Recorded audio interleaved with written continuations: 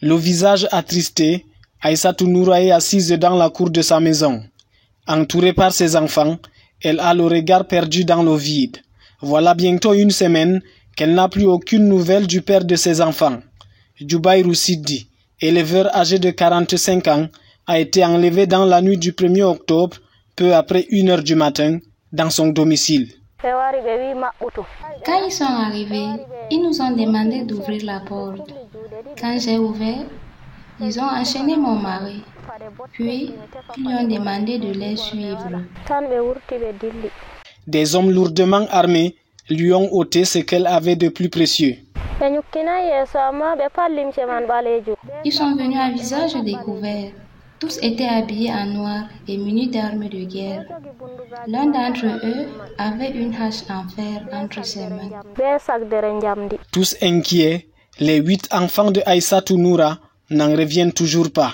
Papa est parti sans laisser de traces. La mine triste, Aliou est désemparé. Les yeux larmoyants, l'aîné de la famille scrute l'avenir dans l'attente d'une nouvelle de son papa. Le regard innocent, le Benjamin de la famille, ressent un vide autour de lui. Le vide, Abdoulaye le vit également depuis une semaine. Ses 2 frères, Bachirou Amadou, 33 ans, et Youssoufa, 18 ans, ont été kidnappés par des hommes armés.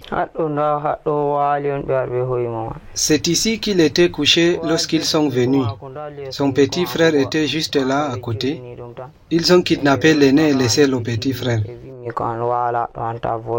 Jusque-là, aucune rançon n'a encore été réclamée. Dans la localité de Magouloum, la psychose est grande. Le père des bergers enlevés a dû fuir son village pour se réfugier à Tello.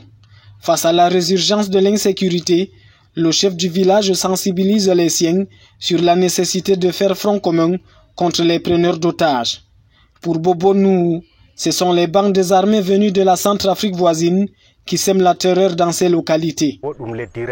Quand ils prennent des gens en otage, ils se cachent dans le Mayoré. À partir de là-bas, ils demandent des millions de francs CFA de rançon. Ils nous dérangent tellement. Ce sont des bergers centrafricains qui sèment la terreur ici chez nous.